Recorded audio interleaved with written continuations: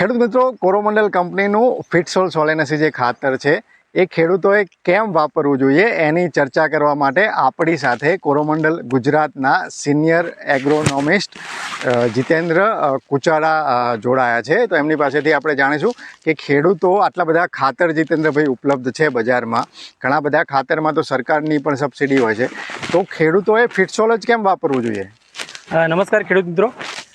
ફિટસોલ વિશેની આપણે જો માહિતી આપણે જો એક સિમ્પલ વેમાં કહેવા જઈએ તો કંપની દ્વારા એ રીતે ગ્રેડ બનાવવામાં આવેલ છે કે ભાઈ બટાકા, રીંગણ, મરચી, કેપ્સિકમ અને ટામેટા જેટલા બી સોલેનેસી વર્ગના જે વનસ્પતિઓ છે, પાક છે, જેમના માટેનો સ્પેશિયલ એક ખોરાક બનાવેલો છે જેની અંદર 2 જ ગ્રેડ બનાવવામાં આવ્યા છે. જે અત્યાર સુધી ખેડૂતો અલગ અલગ 1919, 1261, 05234, 13045, 0050 એવા હર્ષદભાઈ અલગ અલગ ખાતર વાપરતા. સાથે સાથે અલગ પાછું માઇક્રોન્યુટ્રિયન્ટ કે ઝીંક છે, બોરોન છે, ફેરસ છે, તેવા અલગ અલગ ખાતરો ઘણા બધા વાપરતા હોય.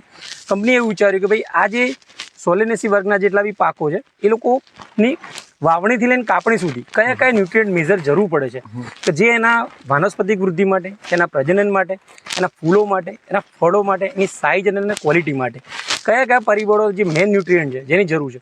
તો કંપનીએ બધા ન્યુટ્રિયન્ટ એક જ પ્લેટફોર્મની અંદર 2 જ ગ્રેડની અંદર એ સમાવેશ કર્યો. જેની અંદર જે પહેલો ગ્રેડ છે આપણો છે ફિટસોલ સોલેનસી ગ્રેડ 1, જેની અંદર 21, 12, 16, 2 મતલબ કે 21% નાઇટ્રોજન, 12% ફોસ્ફરસ, 16% પોટાશ અને 2% સલ્ફર.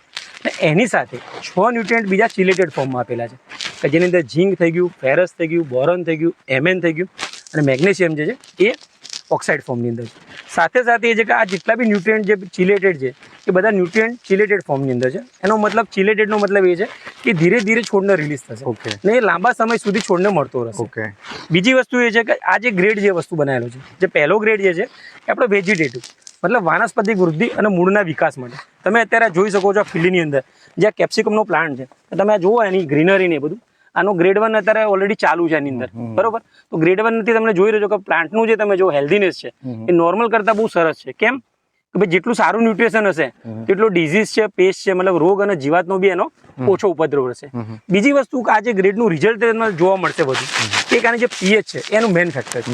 કેમ કે નોર્મલી કેવું હોય કે આપણે જે યુનિક ઘણા બધા ખાતરો વાપરવાથી જે જમીનની જે પીએચ છે એ દિવસે દિવસે વધી રહી હતી, મતલબ આલ્કેલાઇન તરફ વળતી હોય છે. 7.5ની ઉપરની પીએચ થતી હોય છે. આ ગ્રેડની જે યુનિકનેસ છે એ આ છે કે આની જે ગ્રેડની પીએચ જે છે એ 3.75 છે. એટલે મતલબ એસિડિક ખાતર છે. એટલે આ ગ્રેડ જ્યારે તમે પાકની અંદર આપો છો તો ત્યારે જે આલ્કલાઇન તરફ જે આપણે એસિડિટી વધી રહેલી છે એ પીએચને નોર્મલ કરશે.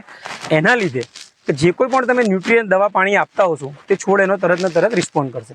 એટલે જે આપણો પહેલો ગ્રેડ જે વાત થઈ ગઈ એ 20 દિવસથી લઈને 45 દિવસ સુધી આપણે જ્યાં સુધી ફૂલ આવે ત્યાં સુધી વાપરવાનો હોય છે. અને જે બીજો ગ્રેડ હોય છે એ જ આપણો ફૂલ માટે અને ફળના સેટિંગ માટેનો. જે બીજો ગ્રેડ છે આપણો 14, 5, 32, 2 14% નાઇટ્રોજન, 5% ફોસ્ફરસ, પોટાશ અને 2% સલ્ફર અને જોડે બીજા 5 ન્યુટ્રિયન્ટ ફરી ચિલેટેડ ફોર્મની અંદર આપેલા છે. તો આ જે વસ્તુ આની જે યુનિકનેસ છે કે ખેડૂત જ્યારે આ ફિટસોલ સોલેનેસી જ્યારે પોતાના પાકની અંદર આપે છે તો ત્યારે એક ડ્રોપની અંદર જ્યારે ડ્રીપમાંથી એક ડ્રોપ પડશે પ્લાન્ટના મૂળ વિસ્તારની અંદર ત્યારે એક સાથે 10 ન્યુટ્રિયન્ટ છોડને મળી જાય. કે જે નોર્મલી ખેડૂત ઘણું બધું ભેગું કર્યા પછી બી એક સાથે આપી શકશે નહીં. તો જીતેન્દ્રભાઈ, તમારો ખૂબ ખૂબ આભાર. તમે ખૂબ જ ઉપયોગી માહિતી આપી. તો ખેડૂત મિત્રો, આ વિડીયો અંગેના તમારા અભિપ્રાય અમને કોમેન્ટમાં જણાવજો. ફરી ઝડપથી મળીશું નવા વિષય સાથે. જોડાયેલા રહો એગ્રી સાયન્સ સાથે. જય કિસાન.